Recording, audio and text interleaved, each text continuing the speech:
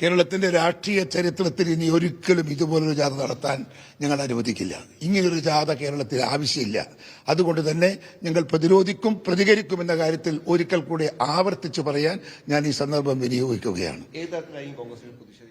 ഏത് രീതിയിലും പ്രതിഷേധിക്കും, ഞങ്ങൾ ഏത് രീതിയിലും പ്രതികരിക്കും. ആരും മോശക്കാരല്ല.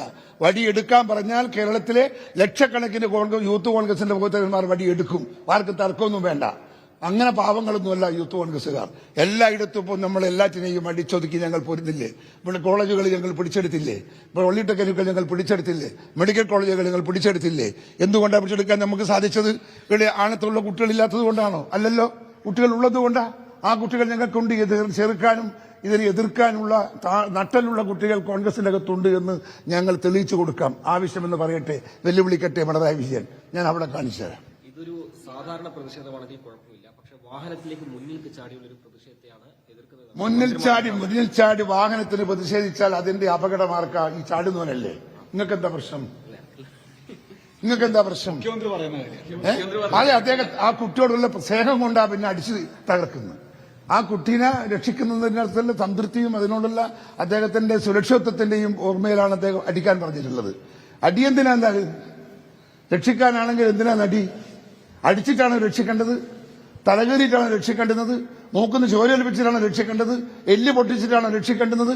എങ്ങനെയാണ് രക്ഷിക്കേണ്ടത്? അത് കഴിഞ്ഞ് KPCCയുടെ ജനറൽ സെക്രട്ടറി അദ്ദേഹത്തിന്റെ വീട് തച്ചു തകർത്തു. ശരിക്കും ഞാൻ വീഡിയോ കണ്ട് ഞാൻ അന്തം കെട്ടുപോയി. അകത്തുള്ള ഫർണിച്ചറുകൾ പൊളിച്ചിട്ട് തകർത്തിട്ടുണ്ട്. ഭാര്യയെ കട്ടിൽ നിന്ന് സുഖമില്ലാതെ ശസ്ത്രക്രിയ നടത്തി കടത്തിയ ഭാര്യ, ആ ഭാര്യയെ കട്ടിൽ നിന്ന് വലിച്ച് താഴെ ഇട്ടിട്ട് ആ സ്ത്രീ ആക്രമിച്ചു എന്ന് പറഞ്ഞാൽ,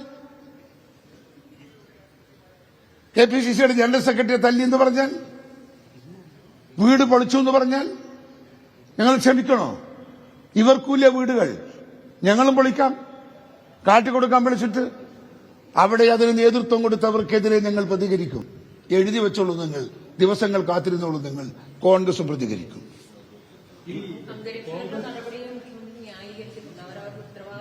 അദ്ദേഹം ന്യായീകരിച്ചിട്ടേ ഉള്ളൂ.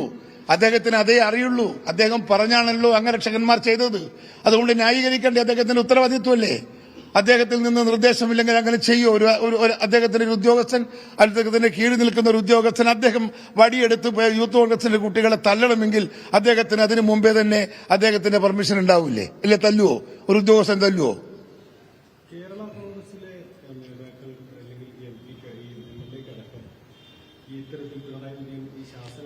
അപമാനിച്ചില്ലേ? ഒരു ഘടകകക്ഷിയല്ലേ? ആ ഘടകകക്ഷിയിലെ ഒരു MP അല്ലേ? ആ കേരള കോൺഗ്രസിന്റെ ഏക MP അല്ലേ? ആ MP-യെ ഇരുത്തി അപമാനിച്ചതിനപ്പുറത്ത് എന്തിനാ ശൈലജ ടീച്ചർ അപമാനിച്ചില്ലേ?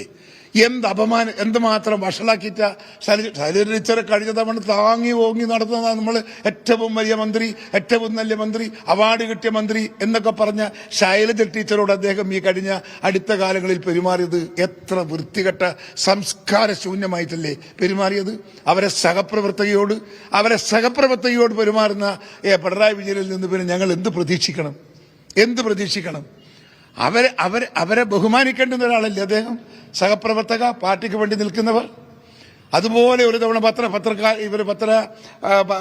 ശൈലജ ടീച്ചർ അദ്ദേഹത്തിന്റെ ക്യാബിനറ്റിൽ നിന്ന്, ഓഫീസിൽ നിന്ന് പുറത്തേക്ക് ഇറങ്ങിയിട്ട് വിജയേട്ട ഒരു ഫയൽ കാണിക്കാൻ വേണ്ടി വിജയേട്ട എന്ന് വിളിച്ചപ്പോ ആ വിജയേട്ട എന്ന് വിളിച്ചത് മാധ്യമങ്ങളെ മുമ്പിൽ വെച്ച് അദ്ദേഹം പറഞ്ഞു, ഈ വിളി ഇവിടെ വെച്ച് നിർത്തിക്കോണമെന്ന്. നിങ്ങൾ ആരെങ്കിലും അറിഞ്ഞോ? അത് ആരും അറിഞ്ഞിട്ടില്ല. അപമാനിക്കല് ഒന്നും രണ്ടും മൂന്നും തവണയല്ല ഇപ്പൊ ശൈലജ ടീച്ചറെ അപമാനിക്കുന്നത്. എന്താന്ന് എനിക്കറിയില്ല. അതിലൊക്കെ അതവരോട് ചോദിച്ചാലേ ഞങ്ങൾക്ക് പറയാൻ കഴിയും. ഞങ്ങൾക്ക് അല്ല, കോട്ടയം അത് അവരാലോചിക്കേണ്ടതാ. കോട്ടയം MP-യുടെ പാർട്ടിയും ആലോചിക്കേണ്ടുന്നതാണ്. അവരേത് താവളത്തിലാണ് പോയി കുത്തി അടങ്ങിയിരിക്കുന്നത് എന്ന്.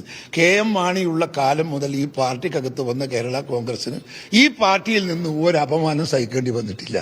ഞങ്ങൾ അപമാനിച്ചിട്ടില്ല. പോലീസ് നടപടിക്കെതിരെ രൂക്ഷമായ വിമർശനമാണ് KPCC അധ്യക്ഷൻ ഉയർത്തുന്നത്. മുഖ്യമന്ത്രിക്കെതിരെയും രൂക്ഷമായ ഭാഷയിൽ തന്നെയാണ് അദ്ദേഹം പ്രതികരിക്കുന്നത്.